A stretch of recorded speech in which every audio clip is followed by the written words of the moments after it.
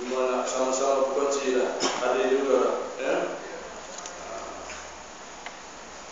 Dan dimaklumkan juga di Masjid Telekom ada seorang itu dalam kita, ya, Ustaz Wazali boleh kata. Tapi tak apa tuan, subuh tadi kita tentang keikhlasan kita dalam membuat apa kerja, ya. Jadi maknanya dalam hidup ni yang pertama terpentingnya ikhlas. Jaga sungguh-sungguh. Mana kau datang ke masjid ni, tiba-tiba tengok tak ada yang kita harap tu, tu cek, kita jaga. Berapa nanti takut tergelincir, kan? Niat kita tergelincir, kita tak dapat apa, ya. Sebab apa persoalan kita di akhirat nanti adalah apa semua yang kita buat mestilah berlandaskan kepada keikhlasan kita kepada Allah Subhanahu wa taala. Dan solat kita, ya, baca Quran kita, infak kita, semua itu zikir kita berpandukan kepada keikhlasan kita kepada Allah Subhanahu wa taala. Tidak tak bertemu kita, ada sebuah tadi kita ceritakan perjalanan kita untuk menuju alam mahsyar itu sendiri, kan? Alam mahsyar macam-macam benda yang kita buat kalau tidak berpaksikan kepada keikhlasan, tak ada apa lah, kan? Tak ada apa, kita tunggulah. Kita nanti jangan jadi golongan yang dikatakan sebagai termasuk dalam golongan munafik tu, kan? Golongan yang munafik tu. Jadi malam ni insyaAllah kita berkongsi sedikit lah tentang tuan perlu diarif, cuma ini merupakan perkongsian, perkongsian kita untuk menyampaikan ilmu Allah ni.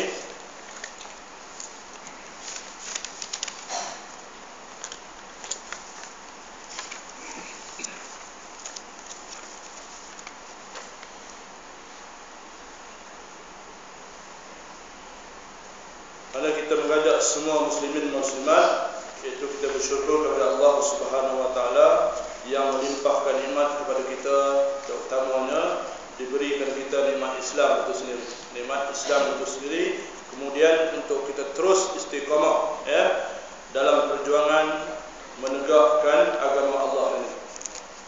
Kadang-kadang kita tanpa kita sedari, tuan-tuan, kita ingat kita ni dah betul jalan perjalanan. Makna kita dengan Islam dah betul sungguh. Tunggu nak mati, ya. Makna bila mati, orang sembahyang ke jenazah, hantar ke kubur, kan? Kita ingat kita betul. Tapi banyak benda yang perlu kita cek. Sebab apa? Perjalanan kita nak membantu agama Allah ni kita tanya sendiri. Sama-sama kita tanya, kan? Ya? Itu sebab kita selalu berdoa. Tadi pun imam kita pun ada berdoa tu, iaitu disebut Rabbana la tuzigh qulubana ba'da idh hadaitana wa hab lana min ladunka rahmah innaka antal wahhab, kan? Itu selalu juga kita amalkan berdoa ni, bawa selalu setiap kali kita kalau berjemaah, kalau tidak, kalau kita sembahyang sunat, doa kan? Rabbana atina Rabbana la tuzigh qulubana ba'da idh hadaitana wa hab lana min ladunka rahmah innaka antal wahhab, kan? Jadi benda ni kalau kita nak hafal ni, mungkin tuan-tuan dah hafal doa ni, cuma sekarang ni kita nak berkongsi yang bermaksud, wahai Tuhan kami, ya, janganlah hendaknya engkau selewengkan hati-hati kami. Itu doa, kan? Janganlah engkau selewengkan hati-hati kami setelah engkau berikan hidayah, dan kurniakanlah kepada kami dari sisimu akan kasih sayang, sesungguhnya engkau Tuhan yang Maha Pemberi, kan? Itu doa yang selalu kita baca, ya? Kita amalkan, kita amalkan. Jadi kalau kita tengok sekarang senira mutakhir ini macam-macam, ya, tuan-tuan. Tuan-tuan perlu berarif, tuan-tuan pun ada semua maklumat. Sebab masing-masing ada. Kalau kita nak cerita sekarang ni, tambah kalau dalam konsep tahaluf siasi itu, selalu orang sebut, kan? Jadi masjid ni yang boleh cakap, masjid lain dia tak tahu cerita bab ni. Sebab apa? Tahaluf siasi ni tidak beri, tidak diberi peluang untuk pada ustaz-ustaz kita untuk menceritakan ataupun pendakwah kita,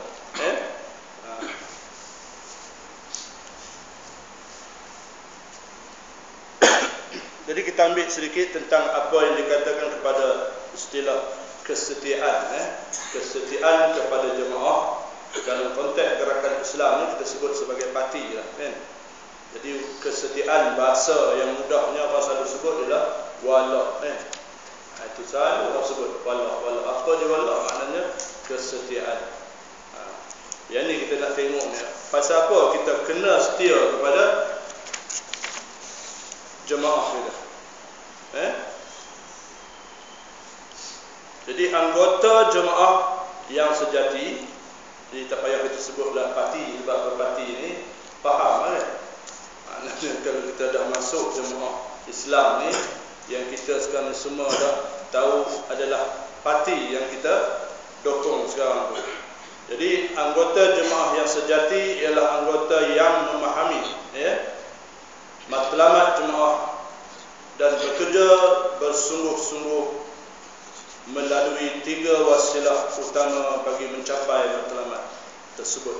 Itu jemaah yang sejati. Kena ingat siapa dia? Kita. Kita. Tapi tengoklah pula kan, kita tu macam mana. Kalau sekadar kita ni suasana kita datang masjid, mengimarah ke masjid, tapi dalam gerak kerja Islam kita kesampingkan, itu kena cek dulu. Sebab dia kata di sini jemaah yang sejati ialah anggota yang memahami matlamat jemaah dan bekerja bersungguh-sungguh melalui 3 wasilah utamanya bagi mencapai matlamat tersebut. Jadi apa itu 3 wasilah utama dia tuan? Iaitu yang pertamanya tarbiyah, kemudian kita ada dakwah, yang ketiganya kita ada siasah, kan? Itu 3 dia. Ini tuan-tuan kena pegang betul-betul. Tarbiyah tu apa dia, dakwah tu apa dia, dan siasah tu apa dia. Jadi bila kita sebut dalam konteks berjemaah ni, maknanya kita ada, sekarang ni kita memilih jalan yang orang kata apa, jalan melibatkan diri dalam politik itu sendiri, kan. Itu dipanggil siasah, tuan-tuan. Siasah, cakap Arab siasah, kan. Cakap kita adalah politik.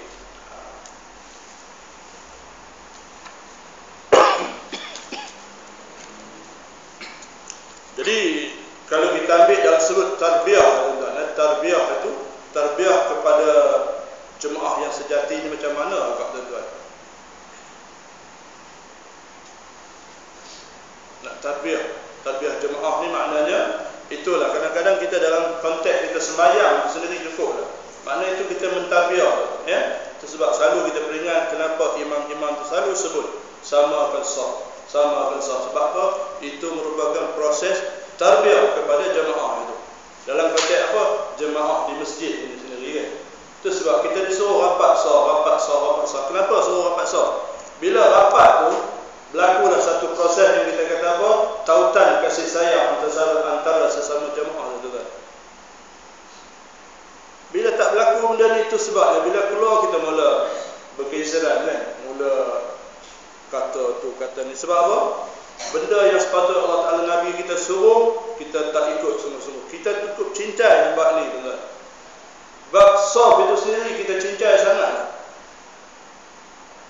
Ini yang terjadi benda tu. Tautan kasih sayang antara jemaah tu tak berlaku sebab ni. Ini yang patutnya. Apa salah kita rapat sungguh-sungguh? Ini ada yang buka kaki besar, bila rakaat kedua kan dah jadi rapat tu, ada renggang, kan. Itu masalahnya. Dia jadi buka kaki tu luas macam tu. Rakaat pertama, bila kita naik rakaat kedua, dia jadi rapat pula. Mula. Jadi ambil yang lazim kita buka kaki tu jarak mana tu, kan. Dia bukan macam ni je, kan. Ini ada yang kena jaga sungguh. Jadi bila berlaku tidak ada tautan kasih sayang antara jemaah tu, yang kita kategorikan jemaah kita ni adalah kita masuk dalam kategori saudara kita, tuan-tuan. Ni saudara kita, bukan rakan, tuan-tuan. Ni saudara. Tu kita jaga sungguh-sungguh. Bermula daripada semayang kita ni, bila keluar kita tengoklah macam mana kita punya perangai, kita punya hati. Dia mula cempera, kan. Mula berlaku benda-benda yang tak sepatutnya berlaku.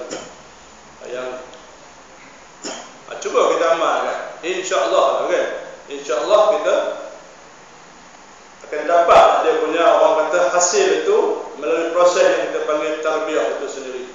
Kita ambil di sini cukuplah. Dia ambil dalam proses kita sembahyang, membetulkan sah kita tu.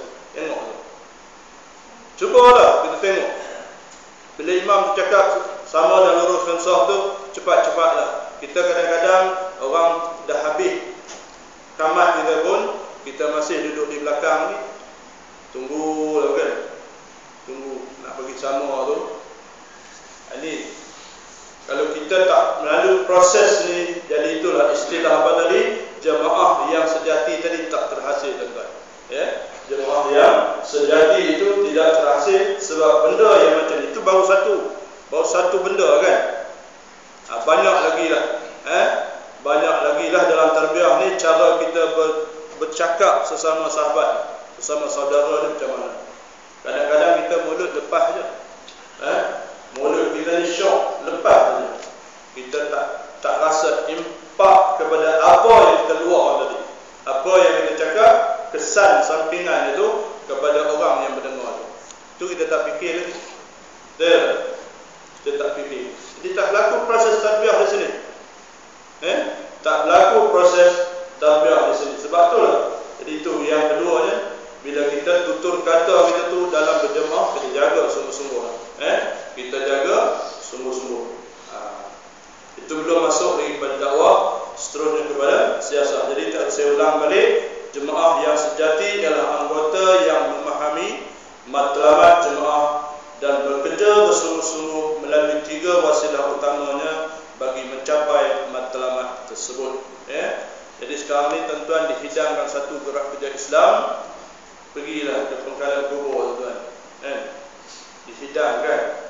Apa salah kita pakai satu kereta? Kita ambil macam sebut tadi saya ceritakan. Yang berumur tu driver dia orang muda kan. Kita pergi sana tawarkan diri untuk duduk sana, bukan kita buat kita punya wirid, kita baca Quran, baca Yasin, solat hajat. Bukan? Ambil berapa hari yang sanggup. Sehinggalah 25 hari bulan. Gila-gila. Ini merupakan satu daripada gerak kerja yang akan membantu kita punya siasat. Itu tadi yang kita sebut tadi, jemaah yang sejati tadi. Jadi yang adalah menjadi suatu bahaya yang besar, malah boleh membawa terhakisnya kita punya kesetiaan kita kepada jemaah apabila wasilah tersebut, terutamanya dalam bidang siasat, disalahgunakan bukan untuk mencapai matlamat jemaah, tetapi untuk mencapai matlamat pribadi ataupun matlamat pribadi yang tertentu. Ini pun kena tengok kita.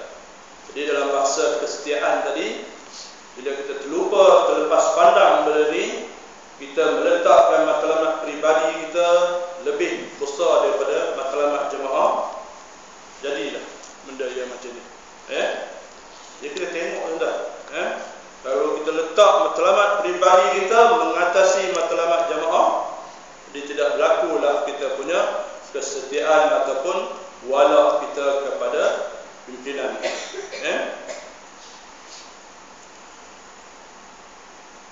Oleh itu, setiap anggota jemaah mestilah sentiasa mengawasi dan memperbaharui niat dan tindak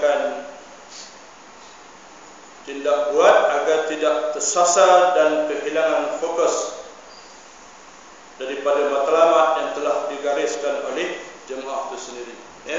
Jemaah itu sendiri. Jadi kita tengok sungguh-sungguh tuan-tuan. Kita tengok sungguh-sungguh. Jadi cuba kita tengok satu ayat. A'udzubillahi minasyaitonirrajim. Dalam surah Al-Maidah ayat ke-55 56. Jadi rujuk baliklah kalau balik rumah nanti kita tengok. Innama waliyukumullah wa rasuluhu wallazina amanu allazina yuqimunas shalah wa yu'tunaz zakah wa hum raki'un. Wa man yatawalla Allah wa rasulahu wallazina amanu fa inna hizballah humul ghalibun. Ayat 55-56 surah Al-Ma'idah. Yang bermaksud sesungguhnya pelindung kamu hanyalah Allah. Kata Allah, sesungguhnya pelindung kamu hanyalah Allah dan Rasulnya serta orang-orang yang beriman, yang mendirikan sembahyang dan menunaikan zakat, sedang mereka rukuk, yakni tunduk menjunjung perintah Allah, dan sesiapa yang menjadikan Allah dan Rasulnya serta orang-orang yang beriman itu perlindungannya, yakni maka berjayalah dia, kerana sesungguhnya golongan yang berpegang kepada agama Allah itulah yang tetap menang. Jadi itu maknanya kita letak sekarang ni apa dia? Pelindung kita ialah Allah, Rasul, dan orang-orang yang beriman. Orang-orang yang beriman. Jadi dalam konteks ini tuan-tuan, iaitu Allah menegaskan bahawa kesetiaan wala dari seseorang Muslim, orang Islam, hanya boleh diberikan kepada 3 golongan. Yang pertamanya Allah, yang keduanya Rasulnya, dan yang ketiganya orang-orang yang beriman. Jadi ayat ni dia jelas di sini. Makna kita punya kesetiaan ni kepada 3 benda. Pertama Allah, Rasul dan orang-orang yang beriman. Jadi kalau kita nak tengok sekarang ni, siapa dia orang-orang yang beriman tadi? Allah dan Rasul tu dah mutlak dah, kan? Orang yang beriman ni syaratnya ada 3, tuan-tuan. Yang pertama apa dia? Orang beriman yang menunaikan solat. Itu nombor 1. Jadi kalau kita bincang solat ni, termasuklah tadi, kan? Nombor 1 ialah orang beriman yang menunaikan solat. Jadi sebut saja solat, tuan-tuan, macam mana maksud dia? Solat tadi nombor 1 mesti ikhlas dia, kan? Dia ikhlas solat itu. Bukan sekadar nak tunjuk orang.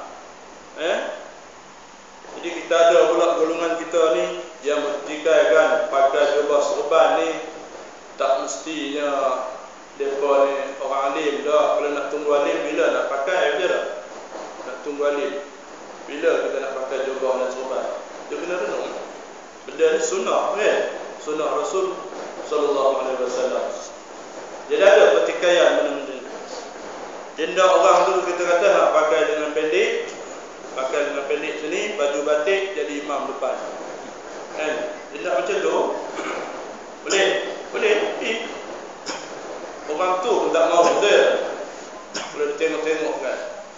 Jangan cincai sangat dalam ibadah ni, kan. Kalau kita terlalu cincai, ni dah jadi dia. Patutnya kita nak beradab dengan Allah Subhanahu wa taala ni, macam mana cara kita nak beradab?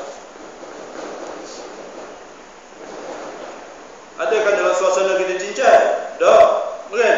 Memang kita perlu bersih, tapi suasana itu pakaian tu biarlah sempurna. Seluar pun tak apa, seluar tu biar langgar sikit, kan? Ni kalau seluar tu ketat dan macam balon nangka tu, kita pun semayang. Lepas tu tengok-tengok bila sujud sikit, bungkuk belakang tu dah nampak, kan, dia punya lurah punggung tu. Banyak budak-budak muda kita yang macam ni. Dia semayang, alhamdulillah, tapi dah sudut tu lah. Dia jenis fashion sekarang ni, seluar tu bukan kalau dia loleh ke bawah sikit, kan. Itu trend sekarang budak-budak muda kita. Kita dulu kata perut, sebab apa? Perut dah boroi, kan. Kita tarik ke atas, dia pedak, dia tarik ke bawah. Bila sujud, rokok, nampak lah. Ni. Jadi maknanya orang yang beriman yang menunaikan solat ni, kategori yang pertama ni, itulah jaga sungguh-sungguh solat. Sebab apa? Solat akan membantu semua. Bila dari solat tu diterjemahkan semua lah. Kepimpinan kita, taat setia kita, semua ada di situ, kan? Kita tak boleh makan, kita tak boleh minum, tak boleh bercakap, semua di situ. Duduk dalam solat tu tadi, kalau kita huraikan dengan lebih detail lagi, itu pergi kepada yang kedua. Yang kedua, orang beriman yang mengeluarkan zakat. Itu yang kedua tadi, melalui ayat tadi, kan, surah Al-Ma'idah ayat 55-56 tadi. Orang beriman, pertama tadi Allah, Rasul dan orang beriman. Itu kita punya taat kita kepada 3 tadi. Orang beriman pula dipecah kategori kepada 3. Yang pertama orang beriman yang menunaikan solat. Keduanya orang beriman yang mengeluarkan zakat. zakat tuan-tuan. Bukan senang tuan-tuan. Kita ada duit, tiba-tiba bila cukup, kita disuruh keluarkan zakat. Mula kita reka kan, aku lama tak kumpul duit ni. Tiba-tiba bila dah banyak, terpaksa keluarkan zakat. Ini satu ujian tuan-tuan. Bila masa tu, tambah kalau yang dah dapat duit pencen, bonti kan, duit ada sikit, mulalah dia datang ujian di situ. Macam-macam nak bagi zakat tuan-tuan. Patutnya ada seorang sahabat kita ni, dia punya azam tuan-tuan, walaupun dia kerja tu sebagai buruh biasalah, kerja kontrak tuan-tuan, tapi azam dia tu ndak berzakat tuan-tuan. Hebat sungguh. Ada kita jumpa sahabat kita yang macam ni. Dia berazam untuk berzakat. Bukan zakat fitrah tuan-tuan. Zakat betul-betul. Pendapatan alhamdulillah tiap tahun dia dapat dah. Sampai cukup masa, rupa ni lah hebat orang tuan-tuan. Tu saya kata lah, saya bagi contoh dulu, bila dia buat nak betul bumbung rumah orang, tiba-tiba tersangkut kepala tu dekat shilling. Jenuh lah tuan-tuan, nak keluar tak boleh.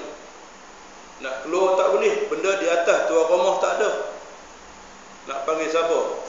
Nak panggil handset di bawah, kepala di atas kan. Sudah tu lah dia mohon kepada Allah, seandainya apa yang aku infak tu, ya Allah aku bantulah gitu kan. Habis saja tu, tak macam mana boleh tarik kepala turun tuan-tuan. Ini boleh berlaku tuan-tuan, jadi boleh. Sebab kita ada Allah.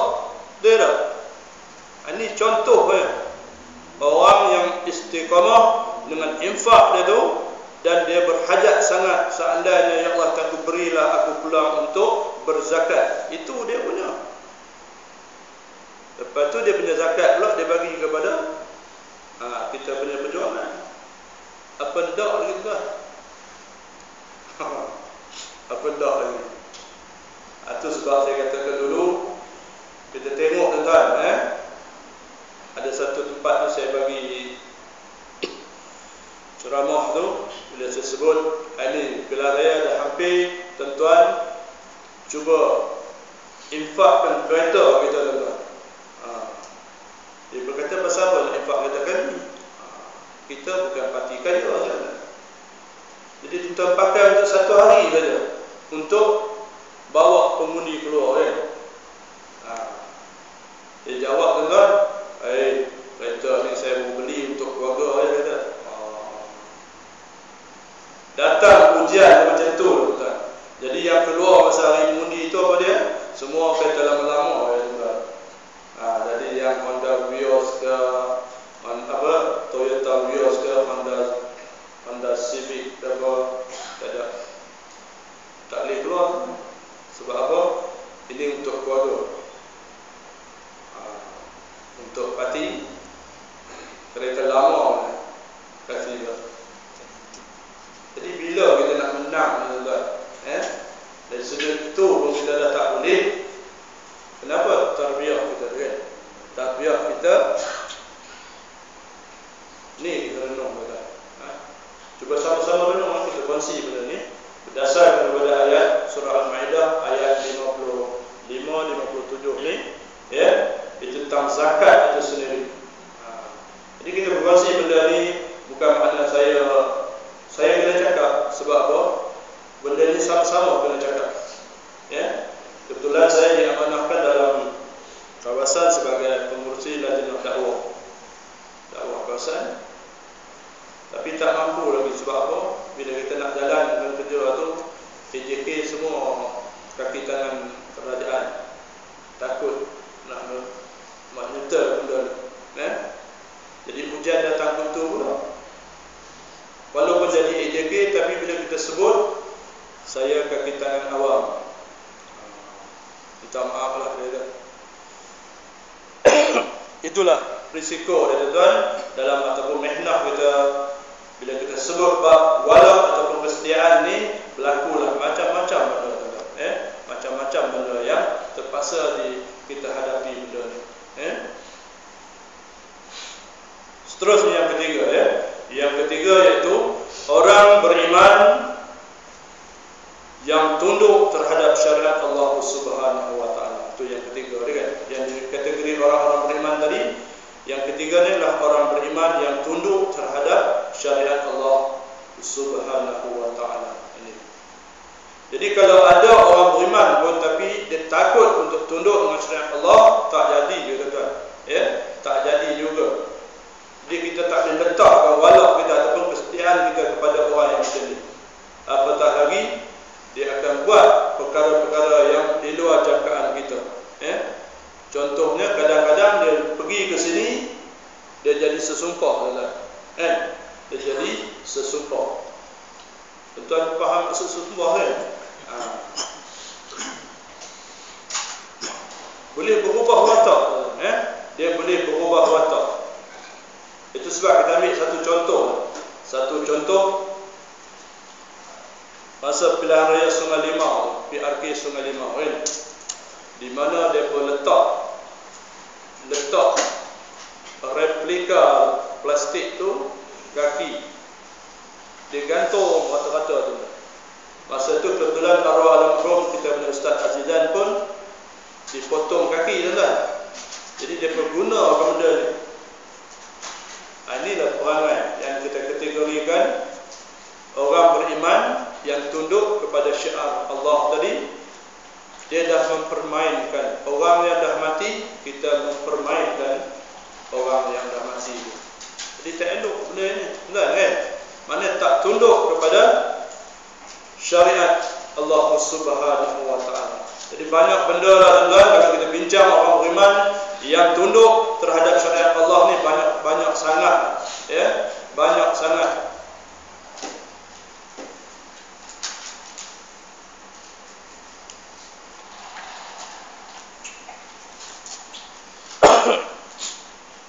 Dari sudut bermuamalah, kan? Kita tengoklah dari sudut bermuamalah. Malah kita tengok dalam satu apa panggil WhatsApp tu, dia punya YouTube tu tentang ni, apa nama ni, Persatuan apa Pengguna Muslim, kan? Berpangkalan di Pulau Pinang. Apa nama dia tu? Dia ceritakan iaitu tepung tu, tuan. Tepung yang kita makan selalu buat kuih, buat apa?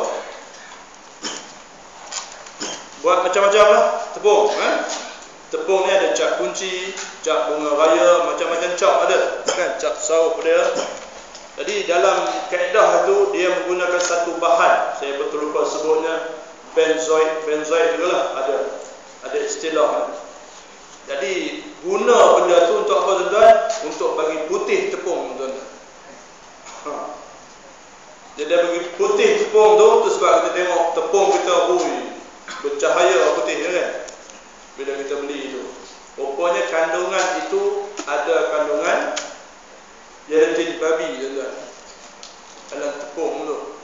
Jadi makna dia, itu orang Cina kata bohong orang Islam tak makan babi. Dia kata tidak dah hampir seekor dia makan babi tadi, kita. Kalau umur 60 dia makan tepung tu. Dia ambil satu contoh tepung, kita.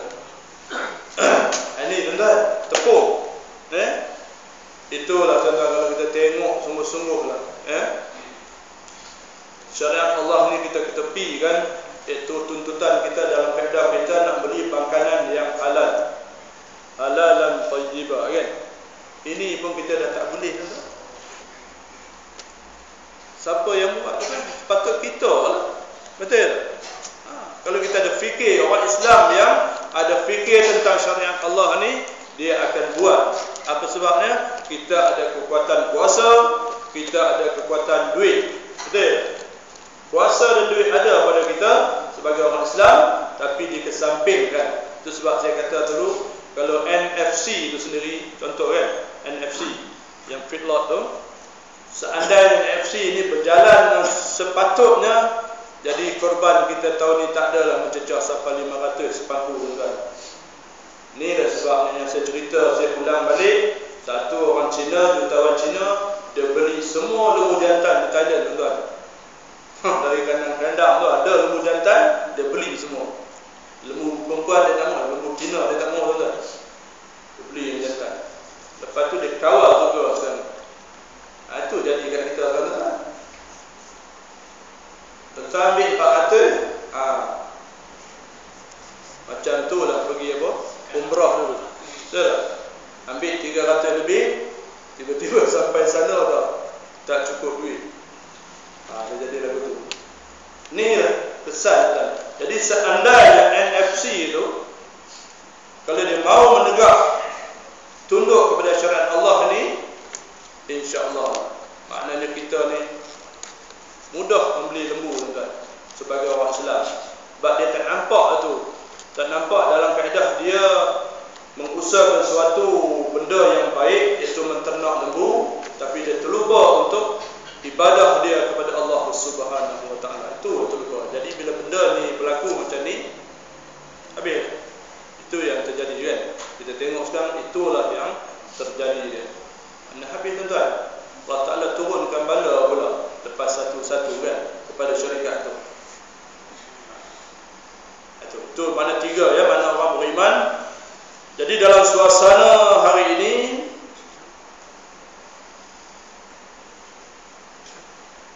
kesetiaan orang-orang beriman secara umumnya merangkumi beberapa pengertian. Kita ambil yang pertamanya. Yang pertama, makna sekarang ni, dalam konteks sekarang ni, walau kita ataupun kesetiaan kita orang-orang yang beriman tu, kita ambil yang pertamanya, walau kepada kelompok